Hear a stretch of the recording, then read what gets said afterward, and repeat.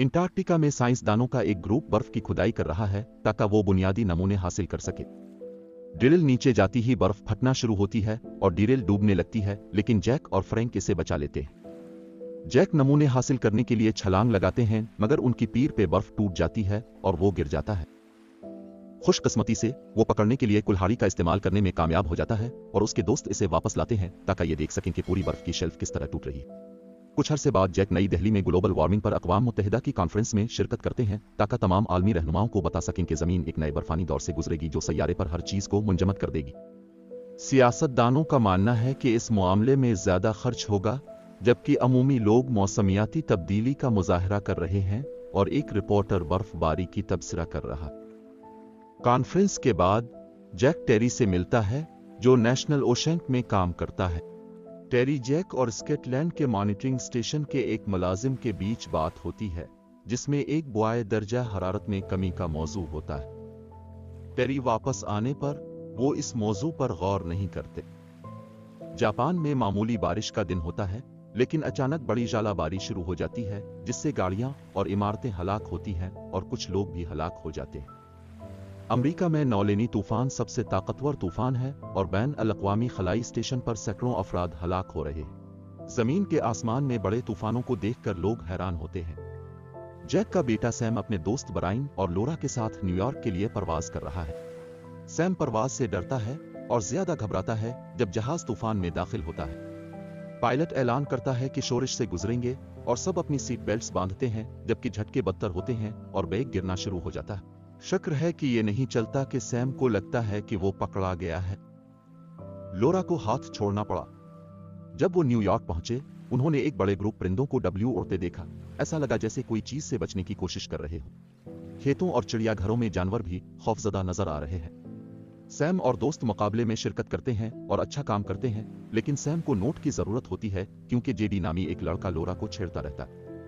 बाद में टेरी ने मॉनिटरिंग स्टेशन में समंदर के दर्जा हरारत में गिरावट दर्ज करने वाले बुआए को देखा। इसे बताया गया कि मुतादिद बुआए एक ही रिपोर्ट भेज रहे हैं, जिसका मतलब है कि यह खराबी नहीं है।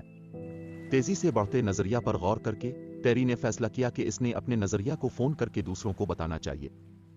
एक पेशिन गोई मॉडल जैक इस मंजरनामे की मंसूबाबंदी करने वाला वाहिद फर्द है। न्यूज कास्ट ने बताया है कि समुद्री तूफान नौलेनी बदतर हो रहा है और कोस्ट गार्ड ने साहिलों को बंद कर दिया है। कैलिफोर्निया में मौसम की निगरानी करने वाले एक मरकज में एक टेक्नीशियन अपनी गर्लफ्रेंड के साथ बहुत ही मसरूफ है। अचानक एक शोर अलिफाटेता है जिससे वो डर जाती है, लेकिन ये एक चौकीदार होता है। फोन की घंटी बजने के बाद एलए में एक रिपोर्टर की तरफ से परेशानी की कॉल आती है। किसी ने बताया कि गोल्फ गेंदों के साइज के जालाबारी हो रही है। टेक्नीशियन टीवी ने चेक किया और पता चला कि एलए में तूफान आने वाला है। वो अपने दोस्त को बताने के लिए फोन करते हैं। तूफान बाद में बड़ा निकलता है। उनको न्यूज हेलीकॉप्टरों की रिपोर्टें देखने को मिलती हैं, जो वीडियो बना रहे हैं कि किस तरह आसपास कई तूफान बन रहे हैं और किस तरह उनका रास्ता तबाह हो रहा है। लोग घबराते हैं और भागते हैं, लेकिन बड़ी गाड़ियां अलिफाड़ जाती हैं और इमारतें भी मुनहदिम होने लगती हैं। मौसम की निगरानी मुतासिर होती है और बमुश्किल खंडरात पर भी पूरा ध्यान नहीं दिया जा सकता। सदर फिजाई ट्रैफिक को रोकने का हुक्म देते हैं, लेकिन 2 तैयारे वक्त पर वापस नहीं आते और मुड वेस्ट में टकरा जाते हैं। वाशिंगटन डीसी में ग्लोबल चेंज के दफ्तर में एक हंगामी इजलास मुनक्किद किया जाता है, जहां दुनिया भर से अजीबो-गरीब और पुरतशद्दुद मौसम की रिपोर्ट्स शेयर की जाती है। टेरी की तस्दीक की बदौलत जैक वजाहत कर सकता है कि यह शुमाली बहर ओकियानूस की लहरों की वजह से हो रहा है, जो ग्लोबल वार्मिंग की वजह से पिघलने वाली कुतबी बर्फ से मुतासिर है। वो ये भी जिक्र करता है कि यह अभी शुरू हुआ है और यह जल्द ही बदतर हो जाएगा। ताहम आबोहवा की तब्दीली अब भी एक नजरिया है, इसलिए जैक ने 48 घंटे का वक्त दिया था ताकि सबूत हासिल कर सके। फ्रैंक, जेसन और नासा के मौसमियाती माहिर की मदद से जैक ने मेहनत करते हुए अच्छी रिपोर्ट लिखने की शुरुआत की।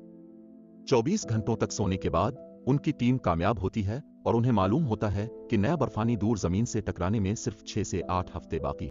जैक नायब सदर से मुलाकात करता है और बताता है कि सूरत हाल नाजुक है, लिहाजा उन्हें वहां से निकलना शुरू कर देना चाहिए, लेकिन नायब सदर उसे नजरअंदाज कर देता।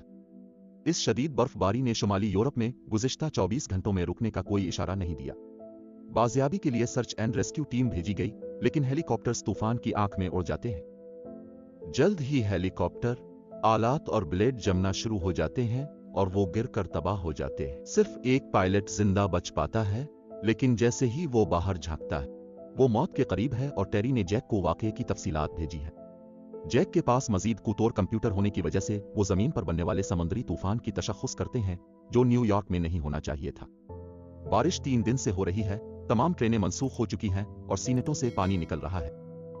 कनाडा में समंदर 25 फुट बुलंद हो गया है और एक खतरनाक तूफान भी पैदा हुआ है।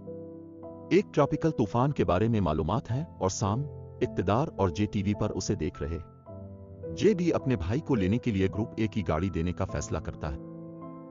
जब वो इमारत से बाहर निकलते हैं तो देखते हैं कि शहर में मुकम्मल अफरा तफरी है और सैलाब बढ़ रहा है।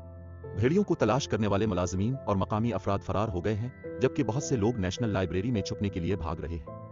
एक बेघर शख्स को अंदर जाने की इजाजत नहीं है क्योंकि इसके कुत्ते की गाड़ियां पानी की वजह से आगे नहीं बढ़ सकती हैं और बहुत से लोग अपनी गाड़ियों के अंदर फंस जाते हैं। सैम का ग्रुप लाइब्रेरी की तरफ भागता है, लेकिन लोरा खानदान की मदद करने में मसरूफ होती है और उसकी टांग जख्मी हो जाती है। बहुत बड़ा सुनामी नमूदार होता है। मुजस्समा आज़ादी से टकराने से पहले शहर को अपनी लपेट में ले लिया गया, जिसमें हजारों अफराद हलाक हो गए। सैम लोरा को पकड़कर लाइब्रेरी में लाने के लिए सड़क पर भागा, इससे पहले कि लहर इस इलाके को इहाता करे और लाइब्रेरी तक पहुंच गया। जैक ने अपना हिसाब किताब मुकम्मल करके टेरी को फोन करके बताया कि हुआ बहुत तेजी से नीचे उतर रही है और कनाडा, स्कॉटलैंड और साइबेरिया में तूफान पैदा हो रहे हैं जो दूसरे इलाकों तक पहुंच जाएंगे। सी का फोन नहीं आ रहा, सो वो सैम को ढूंढता है। वालिदैन को फोन करके अपनी हालत बताता है और उन्हें बताता है कि क्या हो रहा है। इसे बताया जाता है कि वो अंदर रहे क्योंकि तूफान बदतर हो रहा है। पानी इस मकान में बढ़ता है और सैलाब छत तक पहुंच जाता है। लोरा ने सोचा कि सैम डूब गया है, लेकिन फिर वो कामयाबी से तीर कर बाहर निकल गया। इसके बाद वो खुश्क कपड़े तलाश करती है ताकि अपने जिस्म की गर्मी बांट सके। कुछ लम्हे बाद उन्हें एक अजीब आवाज सुनाई देती है और जब वो बाहर देखते हैं तो उन्हें हैरान कुन मंजर नजर आता है जब एक मालबरदार जहाज सैलाब ज़दा गलियों से गुजरता हुआ नजर आता। जैक ने फैसला किया कि वो बगैर खतरे की परवाह किए अपने बेटे को बचाने के लिए न्यूयॉर्क जाएगा। जैक जानते हैं कि वो उन्हें रोक नहीं सकते, तो पहले उनसे कहते हैं कि वो दोबारा हुकूमत के साथ कोशिश करें क्योंकि इस बार उनकी खुद सदर से मुलाकात है। इस मुलाकात के दौरान जैक ने एक प्रेजेंटेशन पेश की और मशवरा दिया कि शुमाल के लोगों को ज्यादा से ज्यादा जुनूब में जाना चाहिए, शायद मेक्सिको भी। नायब सदर जैक की हर बात की मिस्तरद्दी करते हैं, लेकिन इस बार सदर की टीम ने तवज्जो नहीं दी और उन्हें डांट दिया। जैक ने अमेरिका के नक्शे पर उन लोगों के बारे में लिखा जिन्हें अब भी निकाला जा सकता है और बताया कि बदकिस्मती से बहुत देर हो चुकी है क्योंकि जैक के रुखसत होने के बाद इस इलाके में दाखिल होने वाला कोई शख्स मुंजमद हो जाएगा। नायब सदर ने इनखला के खिलाफ एहतजाज की कोशिश की, लेकिन सदर ने इसे नजरअंदाज किया और टेरी स्टेशन में जैक के मंसूबे की मंजूरी दी। इमारत में बिजली की कमी हो गई। टीम ने शराब पीने का फैसला किया क्योंकि वो ने महसूस किया कि उन्हें न्यूयॉर्क में बचाया जाने का कोई मौका नहीं है। लाइब्रेरी के इक़्तिदारियों को बाहर किया गया है। बेघर शख्स ने महसूस किया कि सैलाब मुंजमद हो गया है और लोग बर्फ पर चलने का मौका इस्तेमाल करते हुए जुनूब की तरफ बढ़ रहे हैं। लाइब्रेरी में जिंदा बच जाने वाले भी ऐसा करने के लिए तैयार होने लगे हैं। सैम जैक की बात से आगाह करके उन्हें रोकने की कोशिश की गई, लेकिन ज्यादातर लोग उसे नजरअंदाज करते हैं और वो वैसे भी चले जाते हैं। सिर्फ एक छोटा सा ग्रुप पीछे रह जाता है और चूंकि दर्जा हरारत इतनी तेजी से गिर रहा है, उनके पास इस जगह को गर्म करने के लिए किताबें जलाना शुरू करने के अलावा कोई चारा नहीं है। वो वेंडन मशीनों को भी तोड़ते हैं और कालीनों को कंबल के तौर पर इस्तेमाल करते हैं। शहर से बाहर लोग सर्दी में मुब्तला हैं और लाइब्रेरी छोड़ने पर अफसोस का इजहार कर रहे हैं। कुछ लोग मरने शुरू हो गए हैं। मेक्सिको ने सरहदें बंद कर दी हैं, जिस सबब से अमरीकी पनाह गजीनों को देखभाल नहीं कर सकता। सड़कों पर ट्रैफिक जाम है। लोग गैर कानूनी तौर पर मेक्सिको जाने के लिए दरिया पार करने लगते हैं। चंद घंटों बाद ट्रैफिक दोबारा चलना शुरू होता। अमरीकी सदर मुआहदे पर पहुंच चुके हैं, लिहाजा वो डीसी के एक अस्पताल में सरहदें खोलने के बदले लातीनी अमेरिका के कर्जे मुआफ कर देंगे। जैक के पास वापस जाएं। वो सैम को बचाने के लिए फ्रैंक और जेसन से मदद हासिल करने पर हैरान है। अपने ट्रक में मुंजमद जमीनों को उबूर करते हुए अंटार्कटिका में साइंसी आलात का इस्तेमाल करते हुए एक गाड़ी रुकावट से टकरा जाती है। पैदल चलने, बर्फ के जूतों का इस्तेमाल करने और रस्सी से जुड़े रहने के अलावा कोई और तरकीब नहीं है, लेकिन वो नहीं जानते कि किस चीज पर कदम रख रहे हैं। जब वो बर्फ की वजह से निजी जगह पहुंचते, शीशा टूट जाता है और फ्रैंक फौरी तौर पर अंदर गिर जाता है, दूसरों को अपने साथ घसीटता है। जैक अपनी कुल्हाड़ी से गिरने को दोबारा रोकने में कामयाब हो जाता है, लेकिन इसके नीचे का शीशा भी टूटने लगा। फ्रैंक अपने बुनियादी सामान के बैग को छोड़ने के लिए रस्सी के सिरे को काटता है, लेकिन ये काफी नहीं है, लिहाजा फ्रैंक अपनी रस्सी को भी काट देता है। फ्रैंक के मरने पर उसके दोस्त इसके लिए चीखते हैं। जैक और जेसन ने अस्पताल में रात गुजारने के लिए एक खेमा लगाया। लूसी और मरीज को एक एम्बुलेंस ले जाया जाता है। व्हाइट हाउस में सदर भी निकाला जाता है, लेकिन कुछ लम्हों बाद नायब सदर को खबर मिलती है कि सदर तूफान में फंस गए हैं।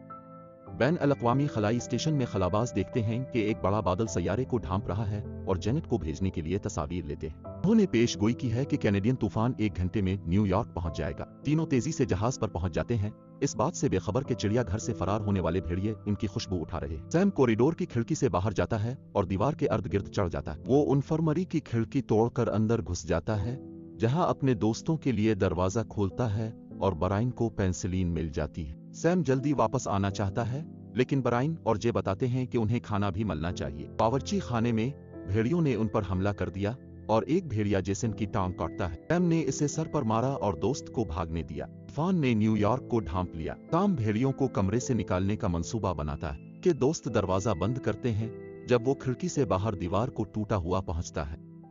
भेड़ियों की तवज्जो हासिल करने के बाद वो उन्हें राहदारी में ले जाता है और दरवाजा बंद कर देता है।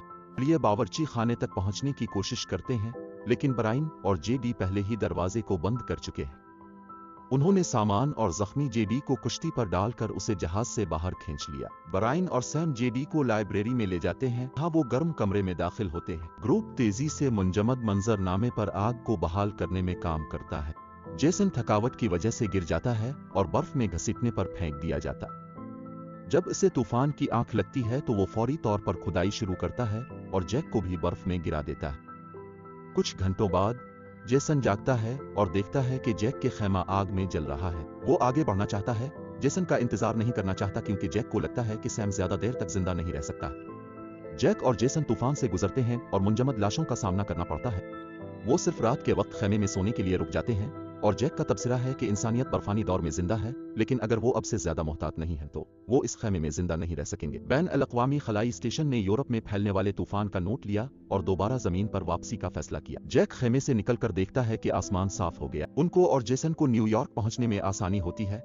मुजस्समा आजादी मुंजमद हो जाता है और एक ग्रुप जहाजों बर्फ में फंस जाता है। GPS जब लाइब्रेरी के ऊपर है तो जैक को बताया जाता है कि इसका बेटा बर्फ से गुम हो गया है। इनकार करते हुए दोनों बर्फ में एक दरवाजा तलाश करते हैं और खिड़की से इमारत में दाखिल हो जाते हैं। जैसे ही वो अर्द गिर्द देखते हैं तो उम्मीद खोना शुरू कर देते हैं, लेकिन आखिरकार वो एक दरवाजे के नीचे रोशनी देखते हैं और ग्रुप को जिंदा और अच्छी तरह से तलाश करने के लिए इसे खोलते हैं। सैम और जैक जल्दी से गर्म जोशी से गिले मिल जाते हैं। मैक्सिको में नायब सदर ने नए सदर का ओहदा संभाल लिया है और लाइब्रेरी में जिंदा बच जाने वालों के बारे में सुनने के बाद वो टीवी पर ऐलान करते हैं कि वो शुमाली रियासतों में फंसे हुए लोगों को निकालने के लिए एक बड़ा रेस्क्यू ऑपरेशन शुरू करेंगे। हेलीकॉप्टर जल्द न्यूयॉर्क पहुंच जाते हैं, कुत्ते समेत ग्रुप को ले जाते हैं। उन्होंने बैन अल-अक़वामी खलाई स्टेशन की दीगर इमारतों में बहुत से जिंदा बच जाने वाले अफराद को पाया। खलाबाज जमीन को देखते हैं और देखते हैं कि ये सबसे साफ हुआ है जो उन्होंने कभी देखी है। इस चैनल को सब्सक्राइब करें और नोटिफिकेशन ऑन करें ताकि आप इस तरह की मजीद वीडियोस देख सकें।